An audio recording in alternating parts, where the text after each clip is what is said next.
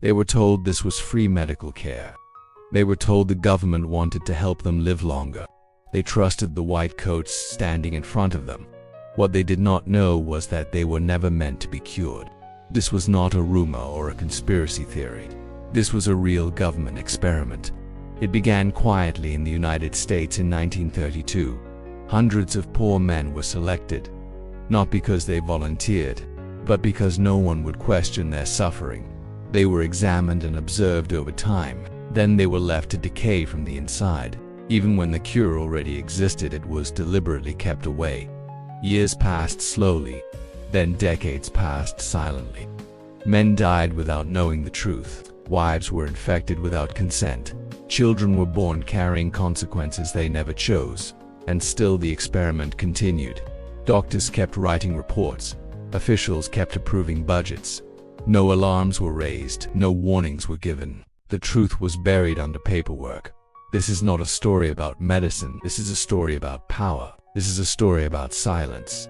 This is a story about what happens when human lives become data. What you are about to hear was hidden in plain sight. It remained secret for 40 years.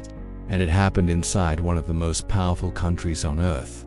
This story is known today as the Tuskegee experiment, and it is one of the darkest chapters in modern history. It shows how authority can override ethics when accountability disappears. The experiment was designed to observe what would happen if a deadly disease was left untreated in human beings. The people involved were never told the truth and were never given a real choice. What makes this story disturbing is not just what was done, but how long it was allowed to continue. For 4 decades, the system protected itself while innocent lives paid the price.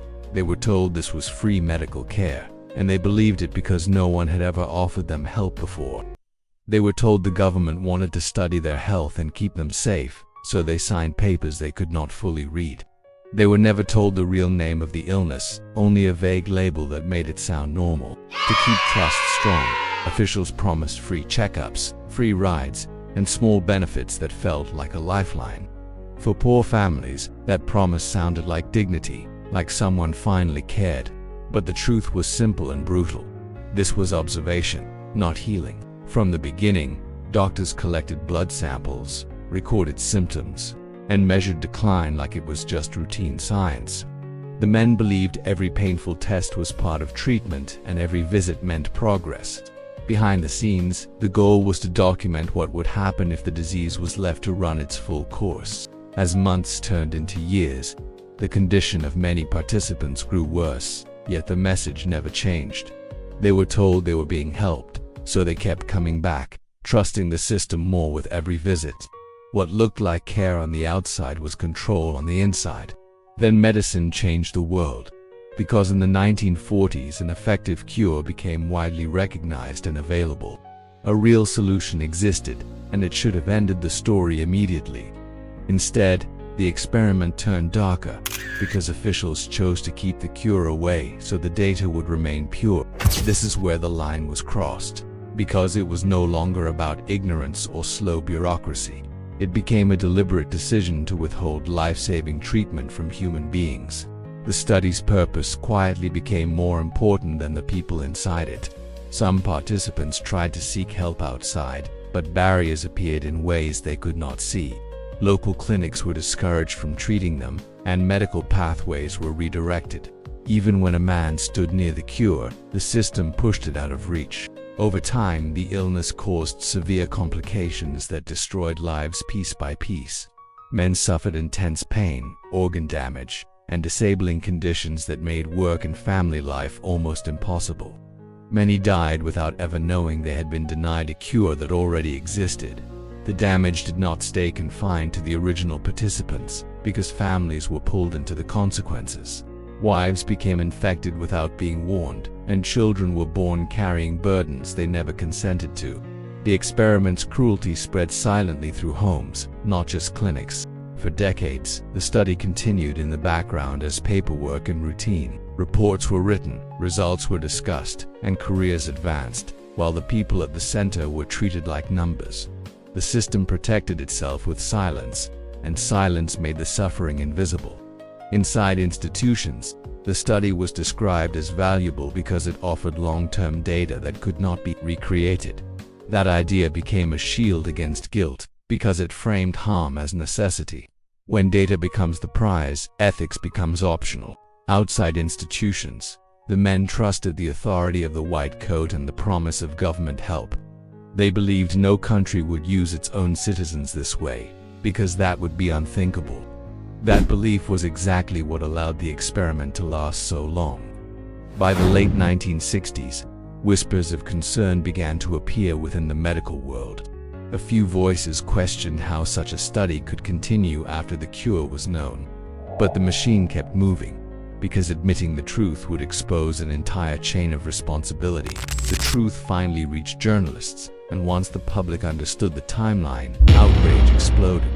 In 1972, the story was exposed widely, and people realized this had lasted around 40 years. What had been hidden behind medical language was now visible as a moral catastrophe. Investigations revealed that multiple layers of oversight had failed or looked away. Responsibility was spread across agencies and offices, making accountability difficult, but not impossible to understand. The core fact remained unchanged. Human beings were deceived and denied care. After exposure, survivors were offered treatment and support, but for many it arrived far too late. Compensation could not reverse the damage, and apologies could not restore lost years. The consequences were permanent, written into bodies and family histories. This scandal forced major reforms in research ethics and human subject protections. New rules demanded informed consent, independent oversight, and clear disclosure of risks and benefits. The world learned standards from the pain of people who never chose to be a lesson.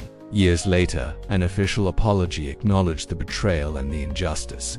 It recognized the suffering that should never have happened and the trust that was shattered.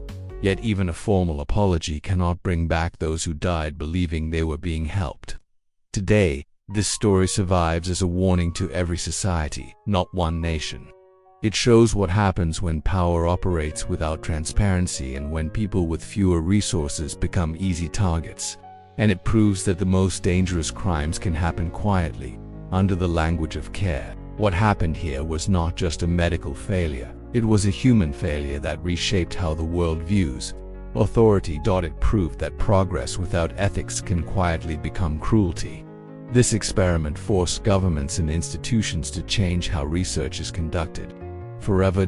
Rules like informed consent and independent review boards exist today because people suffered in silence back then. But the deeper lesson goes beyond medicine and laws. It shows how easily trust can be weaponized when power goes unquestioned. These men did not lose their lives because they were careless. They lost their lives because they believed the system would protect them. History is not dangerous because of what it hides. History is dangerous because of what people refuse to question while it happens. This story matters today because experiments do not always wear lab coats. Sometimes they wear policies, systems, and decisions made far from the people they affect. If this truth shocked you, it was meant to.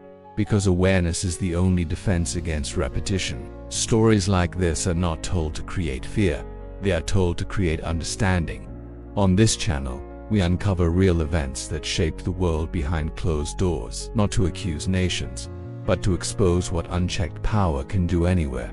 If you want to understand how history, psychology, and authority collide, then this is the place for you.